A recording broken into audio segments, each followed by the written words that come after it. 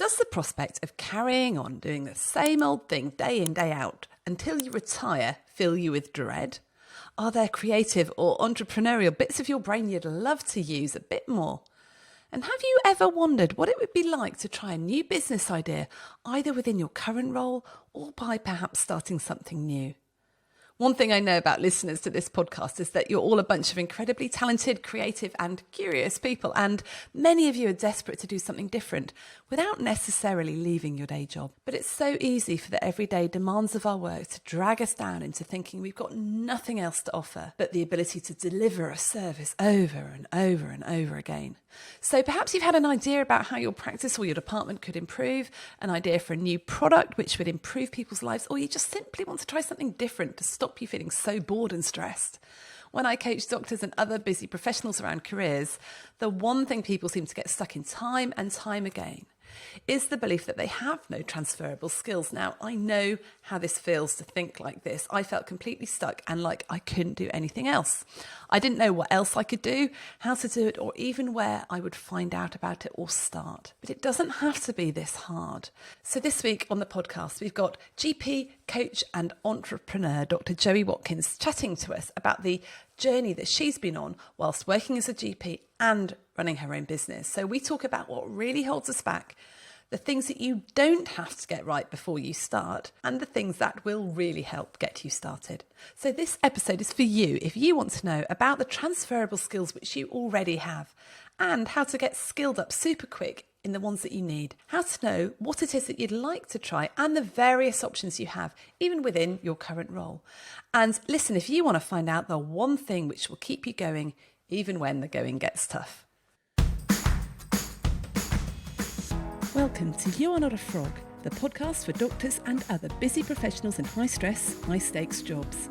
I'm Dr. Rachel Morris, a former GP, now working as a coach, trainer and speaker. Like frogs in a pan of slowly boiling water, many of us don't notice how bad the stress and exhaustion have become until it's too late. But you are not a frog. Burning out or getting out are not your only options.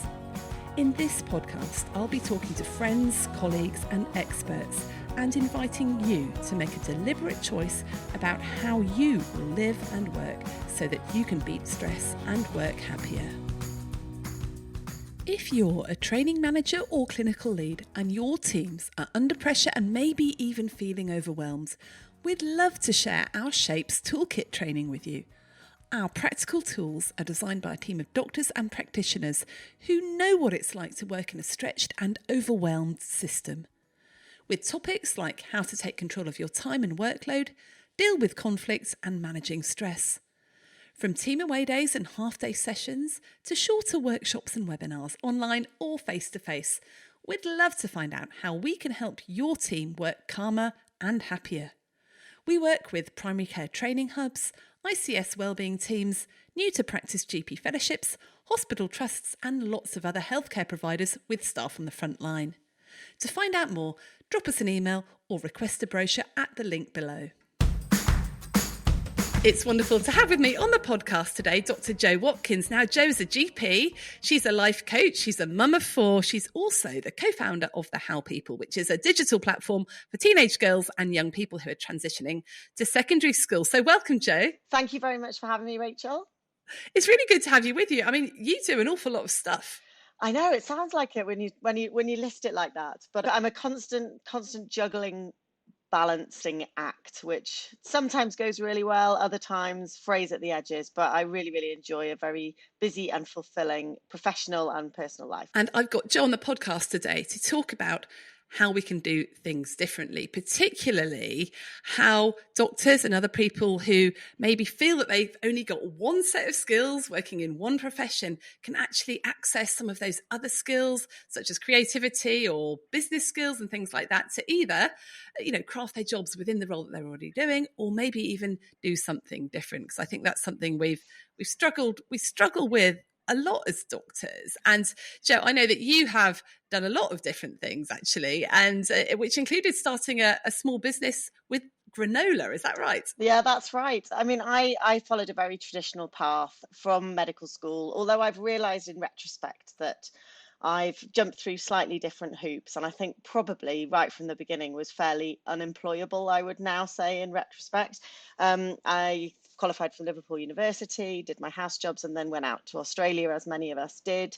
And when I met my partner, we were up in Nottingham, and we decided to move down to South Wales for a bit of a lifestyle change. And I found myself in an amazing practice as a long-term locum, and they very kindly offered me a part-time partnership. And I think very early on in my partnership, I realized that I I like to sort of mix things up a little bit. The first thing I got hold of was the practice website, and I started sort of redoing. Well, actually, I started a practice website with a web developer because I didn't know how easy it was to do your own at that point, and that led me on a slightly different path. And I remember one of my partners at that point saying to me, "You know, you're really entrepreneurial," and I didn't really know what that meant particularly at that point. But I carried on. I had two children very quickly after becoming a partner and then went back part time. We've always loved to travel. And at that point, we took a big trip over to Canada and I was introduced to my cousin's granola recipe. We've got family over there. We spend a lot of time over there. And I remember thinking, oh, this is lovely. I wish we could have something like this at home. So I kind of brought back this idea and this recipe. And again, had no idea what I was doing because I'd never, ever, ever had a business. I played around with acupuncture. I'd played around with Botox a little bit because I thought that was a good thing for me to do outside of medicine, but I didn't really know what running a business was about. So I started making this granola at home. I offered it to a few cafes. Before I knew it, after about a year, I was selling it all around the country in farm shops and I was in markets, and it became this like huge thing from the kitchen table. And I absolutely loved it. So that was my first real sort of dipping the toe into business. It was called Bendy Legs Granola, which was a family brand name, and I absolutely loved the whole process. But it came with a big new set of learning skills, I think. I think it's interesting, isn't it, when you first start to branch out and do something different, you think, oh, I can't do it because I haven't got this skill. But actually, that skill you can learn. What you do then is find out that's that other skill that you don't have. Right. So when I first started doing coaching and podcasts and stuff, I worried that I wouldn't be a good enough coach or worried that I wouldn't be a good enough podcast host. Actually, the main issue is it's about marketing and just getting the message out there and stuff like that, which I didn't even know. I didn't know. It's those unknown unknowns, I think, when you start out. You know what you don't know. That's fine, but it's not what you know that you don't know. It's what you don't know you don't know. Does that make any sense? Absolutely. I mean, I couldn't agree enough. And I look back now, you know, the Bendy Legs was at its heyday about 10 years ago. I was doing the BBC Food Festivals and winning major awards for it, and it was flying. But I still, at that point, had so much to learn because, yeah, I had this great product, or for a GP comparison would be you've done a great course, you've qualified as a coach, you've done a lifestyle medicine diploma, you've given yourself this new skill. But actually, it's about getting out there and, yeah, marketing, telling people about it. There is so much noise out there, and it's really, really difficult to put yourself in a position where people actually know what you're doing. So yeah, in the last 10 years, I've realized how much of anything within business is about getting out there, feeling uncomfortable, taking steps that you really couldn't imagine yourself taking even 6 months previously. The growth within, you know, outside of medicine, within a more creative or more entrepreneurial path is enormous, and not always giving you what you are normally used to getting within the surgery. So, you know, within a normal on-call day or a normal clinic, you may have many, many moments where you feel quite obviously there's a lot of stress and a lot of organization of time and things pulling on your time. But there are moments within your day where you're making a real difference. And you know, 10-minute consultations where that could be a huge turning point in that person's life. But actually within business, you can have days on end where you feel like you're not getting anywhere. So yeah, hugely different arena, but so many transferable skills as well. Yeah, I think so. I just want to take a quick detour because I think people will be really annoyed if I don't ask you this. What is the secret to really good granola? Seriously, is there a secret ingredient you could tell us about, or just a secret No, method that makes it really good? the secret ingredient to granola is your wet base. So you have your dry stuff, which can be anything you want, you know, seeds, mixes, oats and stuff, but it's the wet mix, which needs to be predominantly apple juice. I'm not going to give away the full recipe here, but predominantly apple juice with some maple syrup, rapeseed oil, and a little bit of vanilla extract. And that's nearly the recipe. You heard it here first. Thank you. That's really good. And you mix that up with what? Oats and Yeah, stuff? so you mix your wet mix, you mix your dry mix, you add your wet mix to your dry mix, make sure it's all coated and stick it in the oven. But people go too heavy on the honey and stuff like that in the wet mix. It's a big chunk of apple juice. I'd say 3/4 apple juice and then maple syrup. Brilliant. Thank you. Right, I will be going off and making some granola. Right, now we've got that out of the way. Thank you. I think it's really interesting what you're saying about these other business skills you need, the other creative skills you need. And I guess my reflection is that we think we only need these skills, the entrepreneurial skills, the communication, the marketing skills in our non-medical roles or our non-professional roles when we start off our own business or something like that. But my reflection is that if people got those skills a bit more within their professional roles, like you said, if practices could get a really decent website, if practices could communicate better with their patients, or if you have an idea about how to do things better within your hospital or within your practice or within your law firm or whatever, you then still need to sell that idea to your partners, to your colleagues. And when we think about communicating, selling your ideas to a board who don't really want to listen, who are motivated by something completely different to you, is exactly what marketing is, right? It's exactly what communication is. So I think we ignore these skills within our current day jobs at our peril. Absolutely. And we did a session with the NatWest Bank recently as part of the How People, which I'll talk about in a minute. We did a session with the NatWest Bank and we talked about entrepreneurial qualities. So encouraging your business, your surgery, whatever industry it may be that you're in, we're encouraging the people within it to be more entrepreneurial in their actions. And it is exactly as you say, any idea, any change, arguably every consultation is a marketing and sales process. You know, you're giving people choices, you're making suggestions, you're wanting people to engage with the information you're giving them, whether that is trying to reduce their HbA1c, whether is that's stopping them smoking. That is an interaction which involves selling a concept to a patient. So yes, these skills are absolutely, I mean, obviously the listening skills, the organizational skills, the constant multitasking, but absolutely that building relationships and connecting to people on a level that is significant and deep enough for them to take action as a result of what you're saying to them.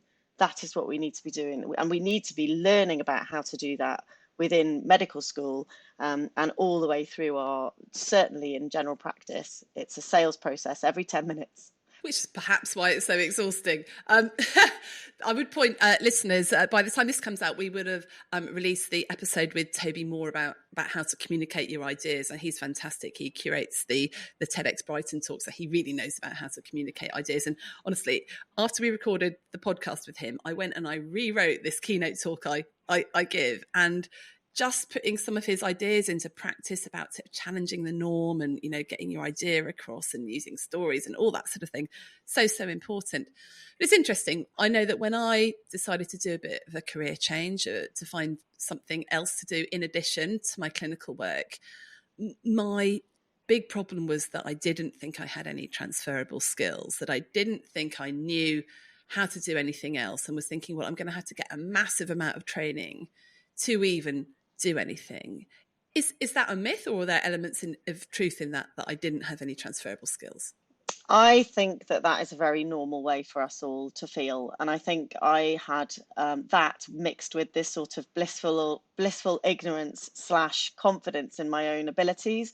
But the more and more I'm meeting doctors who have, you know, huge amounts of training behind them, as we all do when we do our basic training, but even on top of that, lots of courses, lots of extra diplomas and things. But that fear of not being good enough, I think, is as a result of our professional life up to date. And there's so much here around how we are educated within school, how we then move into medical school. And certainly for us, I'm late 40s, but I realize things are different potentially now at medical school. But that concept of competency and jumping through hoops and having things ticked off and being good enough and receiving the ability to move on to the next stage. I think that is the world that we have been educated in. And I think that is what is often stopping us moving forward to take potentially a creative idea or a side hustle. For me, it was something totally different, but for a lot of people, it's maybe something that can run alongside your medical career. So there are people training in hypnotherapy or reflexology or acupuncture, or many, many people training in lifestyle medicine and coaching. And those skills are really, really transferable within your workplace. But what is stopping you developing that as something more than just something you do in the consultation is generally that fear of failure, but fear of not being good enough. And I think that's very, very normal. And that's what you are talking about.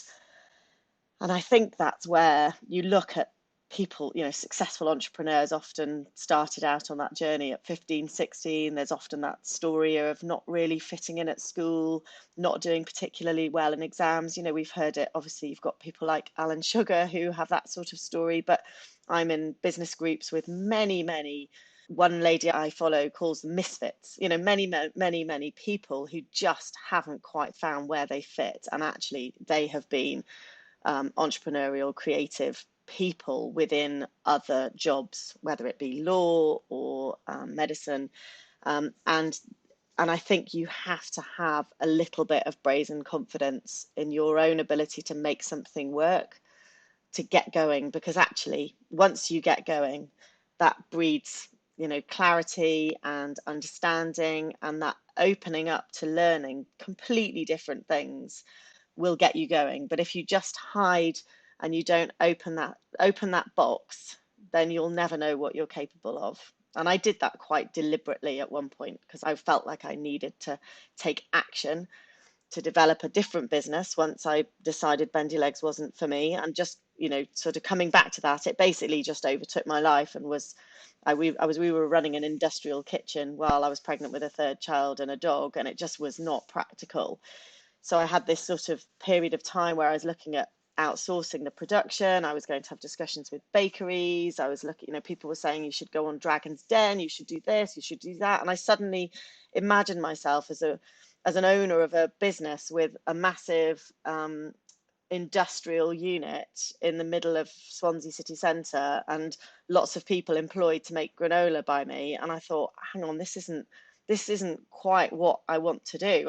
I love running a business. I have loved creating a product and a brand, but I've got to think about my why. And I think that's really important for anybody doing anything outside of business, outside of medicine, alongside their medical career. What is your why? Is this for you to fulfill an interest? Is it for you to live in a different way? Is it for you to move to a different place?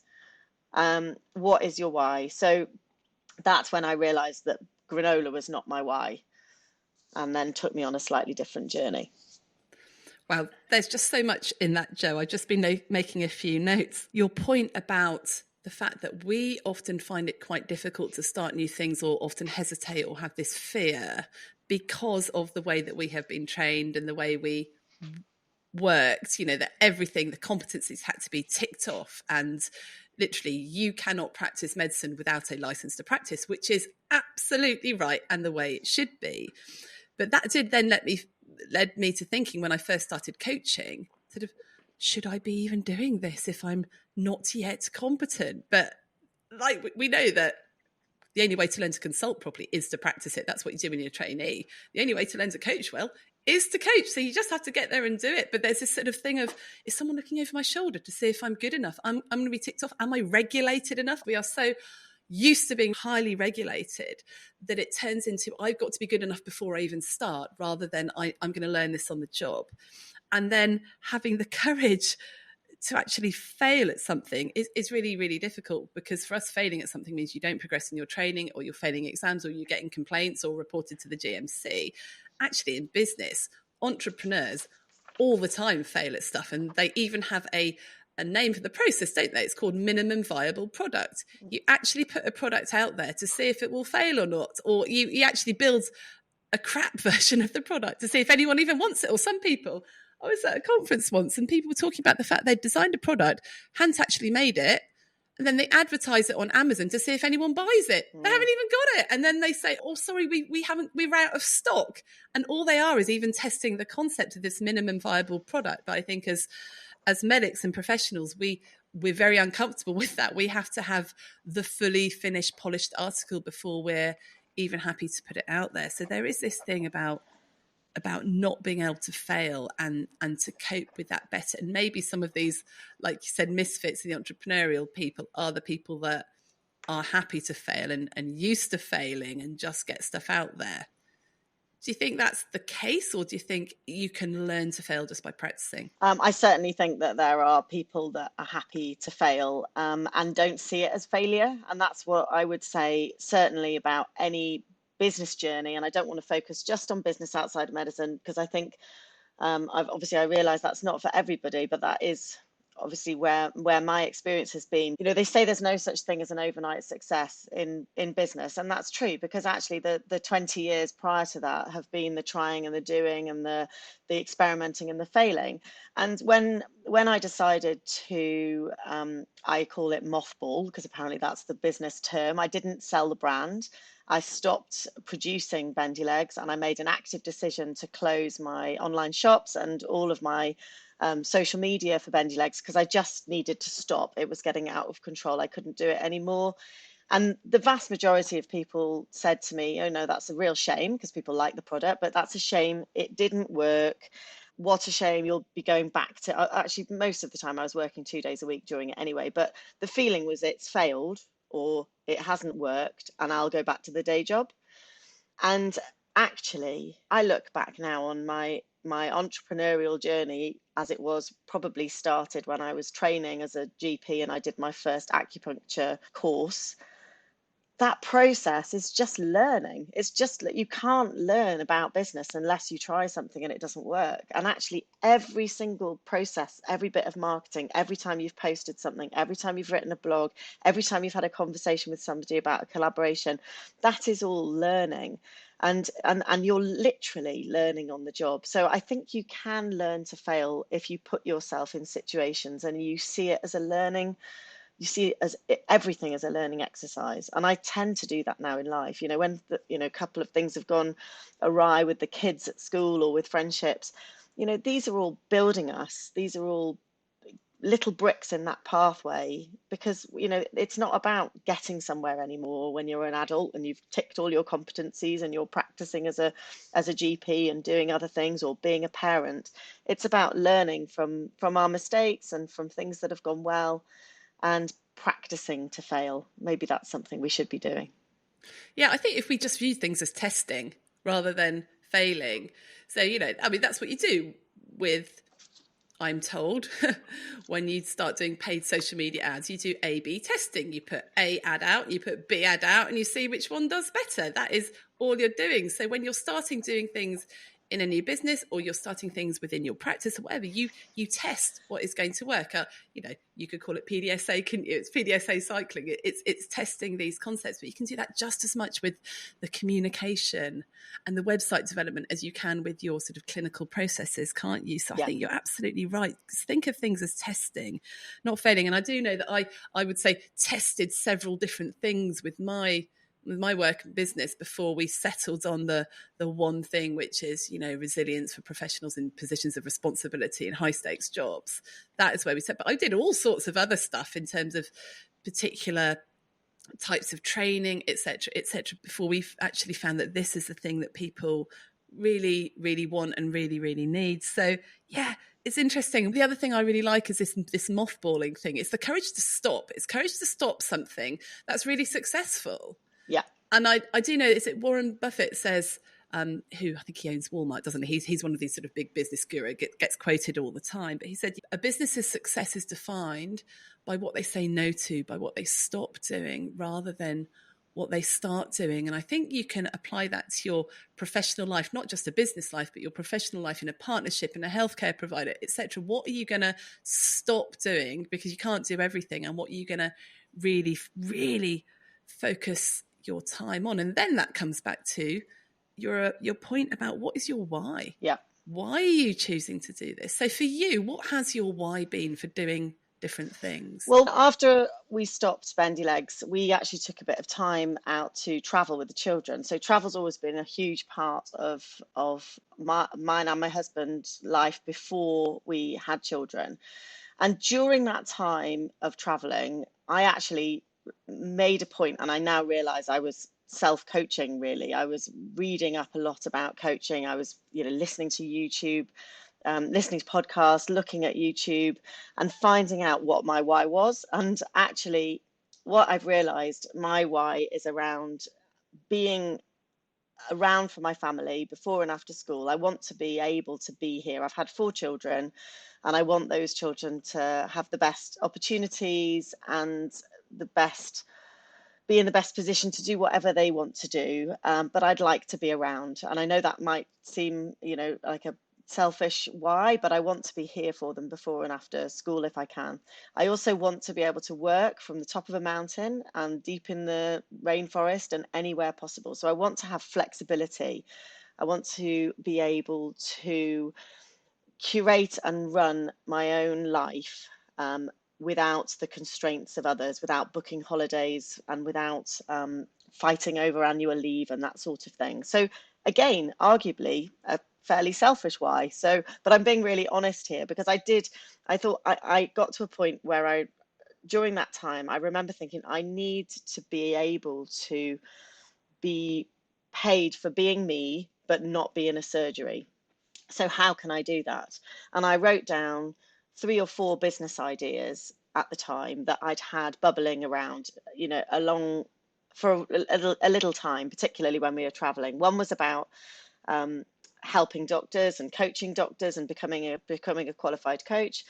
One was around helping young girls in that transition from primary to secondary school who need role models, they need help with social media, they need self-confidence and self-esteem help because their confidence and self-esteem is dropping off at that age, and how can I help with that? And that came from an idea that we were involved in a project in Canada. So I thought that was something I could do. And then the third one was around mentoring and mentor matching teenage girls slightly older, 14 to 16. Again, these come from personal needs, I think.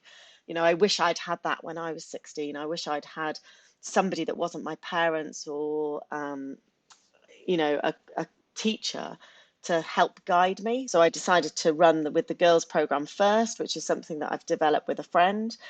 But every time we reach another stage in our business, I have to come back to the why. So we're having a lot of pressure on us now about going into schools in person, traveling around Wales particularly, but even around the UK, delivering sessions live into schools. And it's great, and I'd really love to do that. But does that fit with my why? Is that what I should be doing? It doesn't mean we can't do it as a business, but we need to think about bringing people into the team so that they can deliver all over the country, and I can remain somebody that is curating that so that I'm here before and after school, and I can do it when we go off traveling in February, March. So my whys could be argued as being selfish. There are other whys, like the general self-esteem and self-confidence of young people in this country, and the effect that social media is having on it, and the fact that the education system is linear and stuck, and the frustrations of the fact that we're only treating people when they reach crisis point in the NHS. There are huge numbers of sub-whys, and those are massively important day to day. But in terms of my business, my whys are around my family and what we want to do as a family. And I guess that's going to change in different stages of life as well, isn't it? I think people get very caught up in the, oh gosh, if I do that, then I'm going to be doing blah, blah, blah, blah. And that's not going to be fitting with where my kids are. And I just want to be, like you said, being there for your kids really, really important. But that is a season, isn't it? And in, I don't know, 5-10 years time, I'm not going to have my kids at home anymore, and therefore I can design my life very, very differently. But I think designing things for how they are now with one eye to actually what we could do differently in the future is totally fine as well. And I think sometimes we are, I don't know, there's maybe some unhelpful business advice. If you listen to certain podcasts, maybe run by certain entrepreneurs who are often male, of a certain age, who have wives and a team of women looking after them at home, they can do these amazing things, and it's about being focused and hustling in your business and blah, blah, blah. And you're thinking, I can't do that. And I don't actually want to do that. And then you think you can't do it because you're not like them. But that is a total lie, right? Oh, absolutely. But I would point out at this point, and I'm sure, Rachel, you will be able to empathize with this, not empathize, that's the wrong word, but understand this. But I am probably at the moment in that point in our business where I need to put those boundaries in place, because actually running your own business, there is no off switch. There is no coming in from work, chucking your bag on the side and sitting down and forgetting about everything that's gone on that day. It's a constant management of stuff that needs to be done. And it doesn't all need to be done immediately. It's not life or death. It's all there. It's okay. It's not going anywhere. But that concept of leaving things until the next day and trying not to let every minute of the day be overrun by your business. And again, I'm being really frank, but I think my family would sometimes argue that I'm a much more engaged and better parent when I've been to work as a GP for the day, because I actively come in. I try not to do any business work on that day. I come in quite often. I've gone past the shops and bought them something on the way home, and then we come back and we have dinner, and that's my kind of off day in the evening.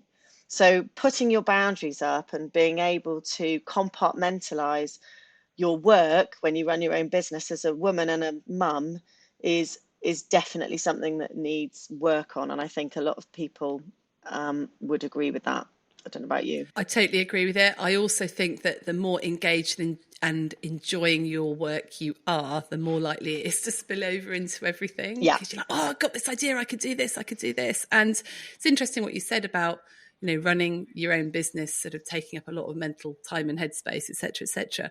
I think that 100% applies, of course, if you're a partner, a GP partner or a law firm partner. You are running a business, and these are really, really, really complicated businesses. And I don't think we realise enough of what a toll it takes on partners who own and run the business. And I guess what I'm hoping for my listeners is that they will, start to be enthusiastic about running their own business, whether it's their own medical business or whether it's doing something on the side, or even getting involved in projects at work where they can take a lead, where they can be creative.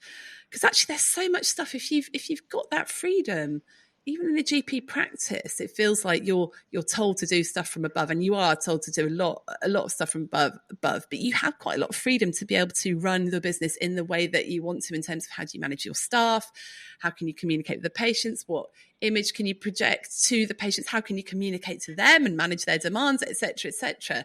So there's loads of different stuff you can do there. And it is quite fun thinking about this. And I think this is where it becomes quite strategic. And what I missed when I was just delivering stuff and working clinically is the strategy, is this problem solving, is the thinking into the future and being creative about a bit of stuff. And for me, doing other stuff just helps me use those other bits of my brain that really need to be engaged, rather than the sort of sitting in an office on my own all day solving other people's sort of small problems. I think that's the frustration now, isn't it? That the day job has just become firefighting, and there aren't the minutes in the day to sit down and think, right, okay, how could we do this differently? How could we manage our staff better? How could, it's just constant. And I really feel for people that, partners that are in charge of the business, I think aren't able to do that at the moment. But maybe now is a time that we have to force that time into our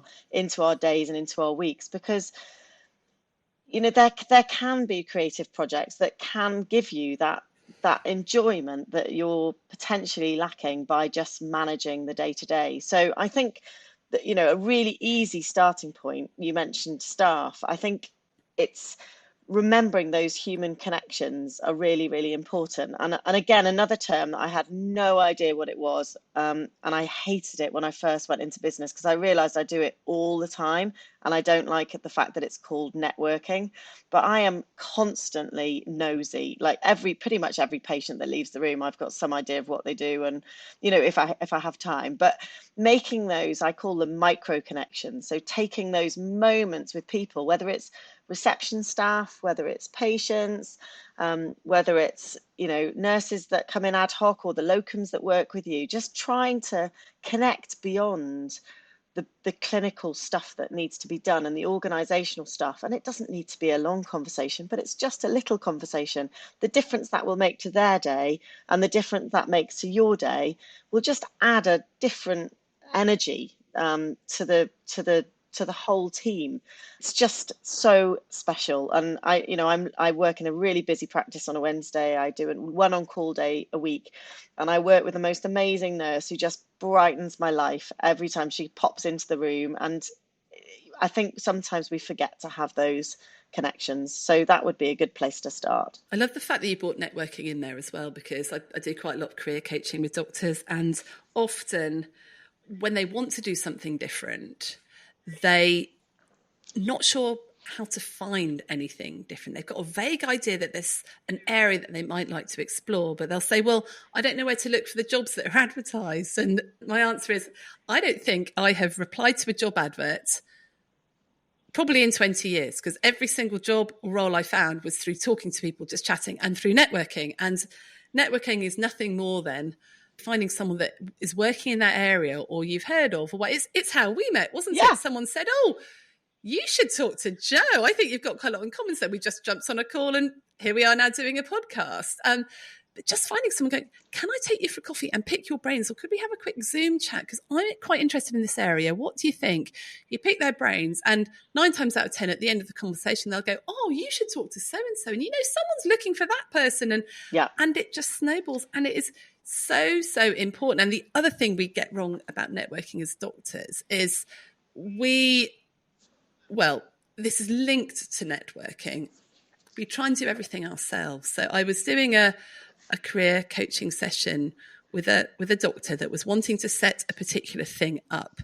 And she was saying also she'd looked at all the stuff around how to do it and how to run a particular clinic in this, but she had some big questions and she wasn't quite sure. And she'd been on the CQC website. And I said, well, have you talked to anyone who's already done it? Oh, no, I haven't. Oh, well, why not? Well, she said, well, they wouldn't want to talk to me, I don't think. I mean, could I do that? I said, the easiest thing in the world would be to jump into some sort of Facebook group that's got people that do that same thing as you're doing. Just direct message them, one of them, go, can I pick your brains about how you did it? Because I think we feel that we've got to learn everything ourselves, rather than just copying someone else who's done it. In my career, it's been so helpful to have someone going, look, this is how you do this. Let's set it up together. Bingo, you've done it. It probably would have taken me 3 days of work to do that. So getting the right help and asking the advice of people that have done it before. In general, I think people worry about doing that because they think, oh, they won't want to because there'll be competition or whatever. But actually, most people are only too happy to support someone coming through, doing something different, wanting to start something different. Have you found that as well? Oh, I can't. I mean, I could be here for hours telling you about the different stories of people that we've reached out to, but totally. And I think this concept of competition does hold people back. It's like, oh, somebody might steal my ideas, or they might think that I'm copying their ideas. Like, just get out there and direct message people, pick up the phone, be brave, because everybody wants to help everybody else. And we have a big saying in our business, which is about collaboration over competition. At the end of the day, we are coaching, helping, mentoring teenage girls. We're going into schools. We're running confidence workshops in schools. There are lots of people doing that. We're not the only people doing that. And do you know what? Most of them we know on first name terms, and we email. We work together and we help each other.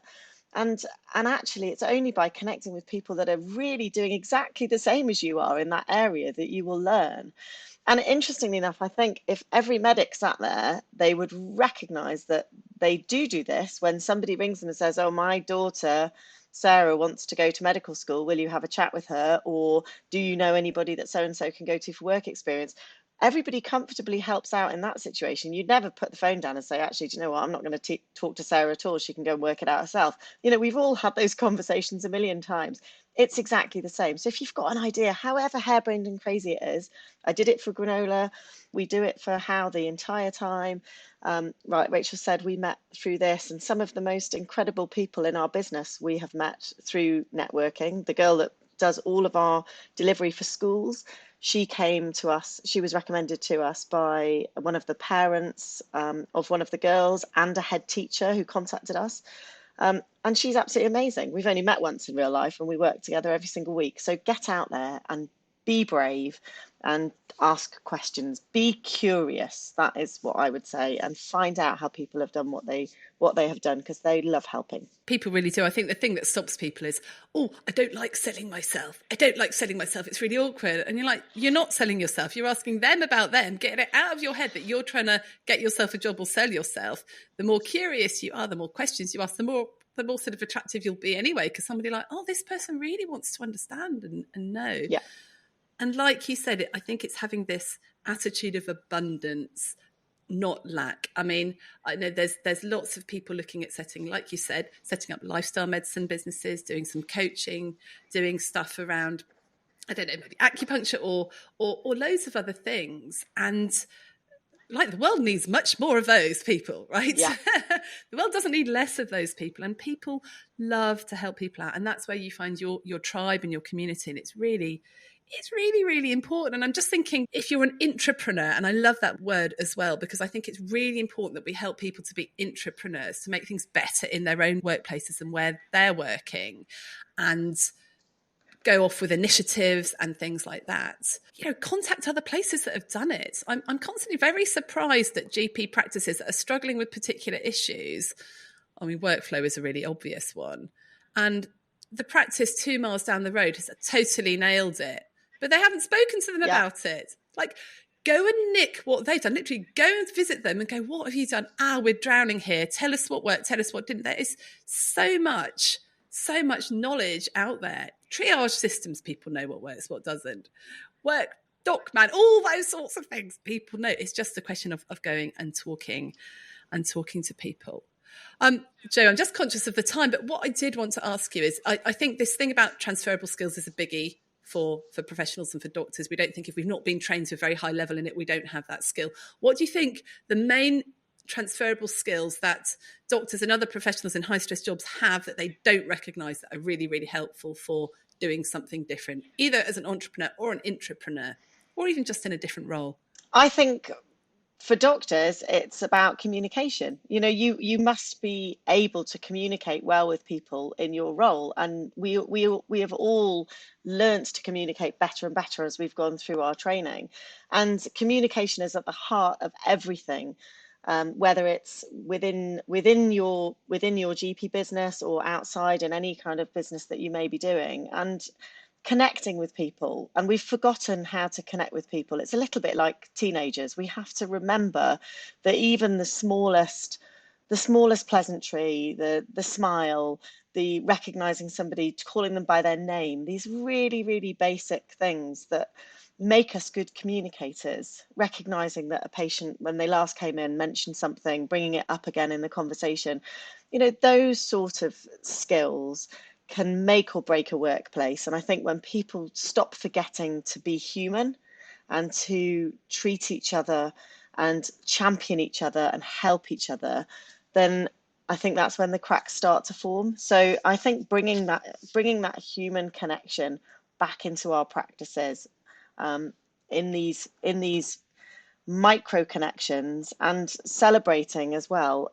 every day those things that have gone well, and they don't need to be big. But I certainly think in a day that's been chaotic, on your journey home, just take a couple of minutes to think, right, okay, 3 things that made a difference today, and I guarantee there will be dozens of them, but it's easy to focus on the fact that you didn't get out the door at 7:30 and that this disaster happened and that disaster happened, and not focus on the little wins that have happened throughout the day. I think that's really, really important.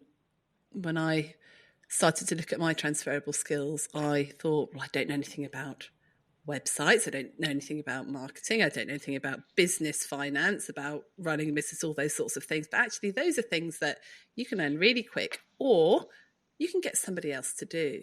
You know, there are so many brilliant virtual assistants out there for 15, 20 pounds an hour. They will do social media for you. They'll create websites for you. They'll do all these things. But what you have is, like you said, the communication skills, the ability to connect with people. You understand how people work, right? You've got the compassion. You can solve problems and you can be quite strategic. And I think doctors and other professionals pick stuff up really quickly. So it's not difficult. And actually, we've been very used to see one, do one, teach one. I heard a really interesting podcast the other day with Pat Flynn, who's a very sort of charismatic American guy, who someone had asked him, "Hey, Pat, why is it that whatever you do always turns to gold?" And he'd thought about this, and he came back and he said, "Well, you know what? I thought because everything I do does turn to gold. Everything I do does work." And he said, "But you know what? That's because I only do it if someone else has done it first and it works." I thought that's such good advice. He said, "I've made sure that someone else has done it and it's worked and it's been successful. Then I know that if I do it, it's going to work."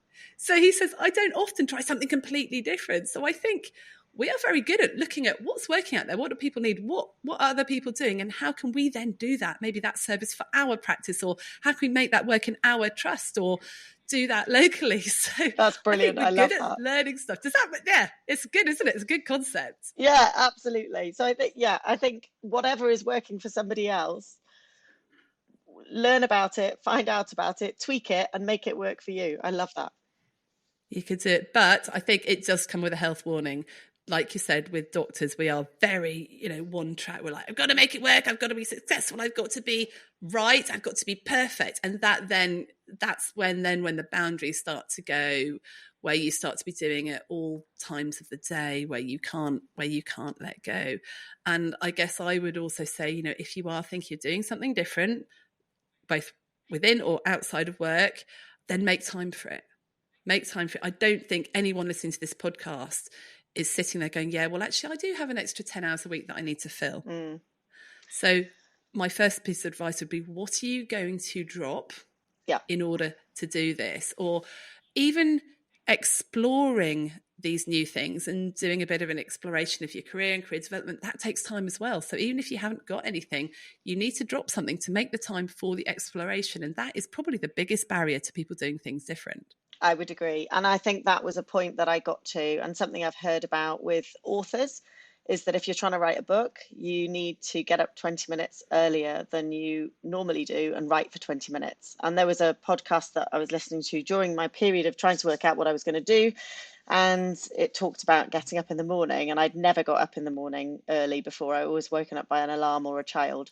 And I started getting up, and I don't, I'm not preaching getting up at 5 o'clock and doing a marathon before breakfast, but I basically now get up every morning and I do an hour and a half work on the business before the children get up. And I said to myself during this period of working out what I wanted to do, what would I get out of bed every day for an hour and a half early, that would completely fill my cup, that I would love doing? Like, what would that be without being paid? Because at the end of the day, when you do something completely different and you start running a business, you're not going to be paid anywhere near what you're paid as a GP or as a doctor on an hourly rate.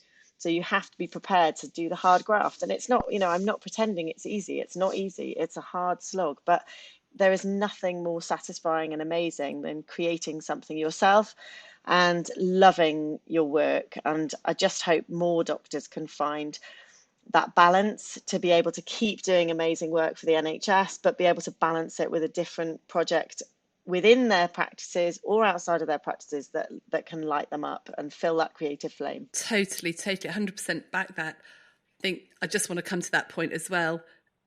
I think you have to invest in it, invest in yourself. There's hardly anything that you could do that's different that won't need a little bit of investment in a bit of training for yourself, maybe some online courses, maybe investing in yourself is dropping some of your other work, so you're not going to get paid for that, but that then gives you the time to look into things. You may need to invest in a VA, someone to help you organise things. someone to do some marketing and social media. So I would, work out how much it's going to cost. Courses are expensive, but they are so worth it. I can't imagine having done what I've done without having done some courses and investing quite a lot of money in getting myself trained and getting the help that I need, etc., etc. So it won't be completely time neutral or finance neutral, but I think in terms of the happiness it brings in the long run, it's really important. Yeah, absolutely.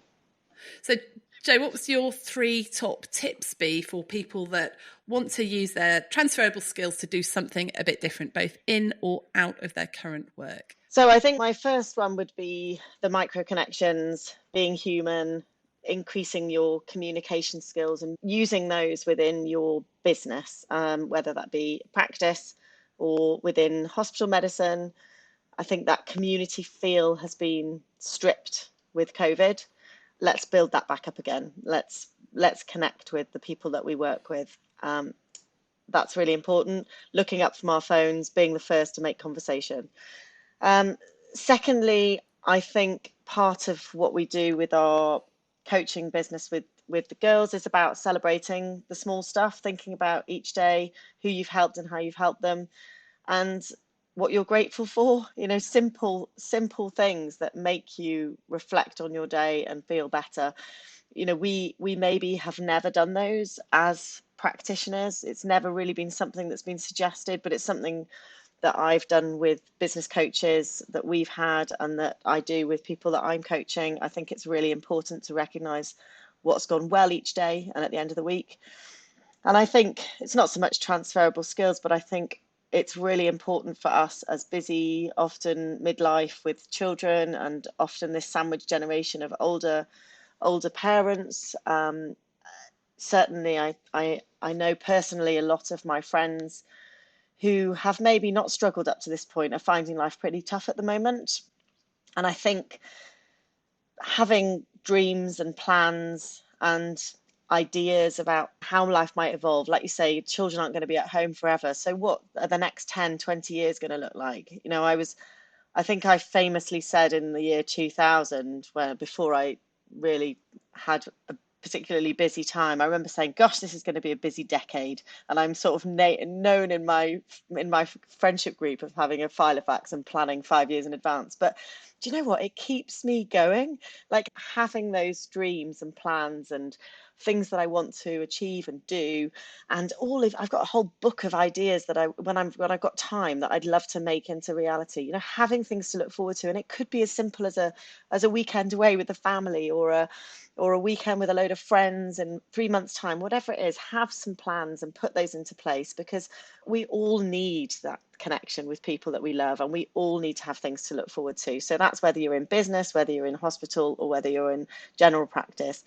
Bringing in those little adventures and plans, little ones, big ones, whatever they are, will keep you going in these busy times that we're in. I love that. Wow. I guess my 3 tips would be, first of all, make time for it. Make time for what you want to do differently, by dropping something else, by making time to explore and network. And what we will do is put a link to our Thrive Week Planner tool in the show notes. So that is a very simple tool that helps you look at what your current week looks like, and then look at what your ideal working life would look like in terms of how many sessions a week, etc., etc. So you can start to plan what you will do differently, things that you need to drop or amend or change. I would also say invest in it. Invest in it, whether it be time or financial. It will probably need to be both, actually. And I love the idea we talked about earlier, that instead of seeing things as failures, see things as you're testing stuff. You're testing a load of stuff to see not just what works, but what you enjoy. Because your granola business totally worked, right? Yeah. You just knew that you weren't going to enjoy it in the long term. So it's not a failure, it's just testing. And have at the back of your mind, we're not just testing whether this business concept works, because lots of them will work. It's like, is this right for me to do long term? Is this the sort of life that I actually want? So Jo, it's been brilliant to chat. It's been really helpful. If people want to find out more about you and what you do, how can they get hold of you? The easiest place to get hold of me at the moment is via the howpeople.com website, or hello@thehowpeople.com.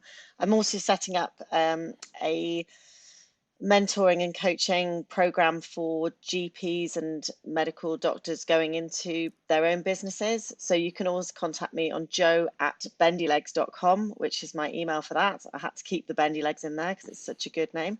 And I've got a program coming out for doctors with established businesses to support them for 3 months. So yeah, just reach out, direct message me on Twitter, LinkedIn, Jo Watkins, or the How People. Brilliant. Thank you so much for coming on the podcast. We'll have to get you back at another time to talk about all things sort of business for doctors. I think it'd be really helpful. So thank you. Thank you very much for having me. Thanks for listening. Don't forget, we provide a self-coaching CPD workbook for every episode. You can sign up for it via the link in the show notes. And if this episode was helpful, then please share it with a friend. Get in touch with any comments or suggestions at hello@youarenotafrog.com. I love to hear from you. And finally, if you're enjoying the podcast, please rate it and leave a review wherever you're listening. It really helps. Bye for now.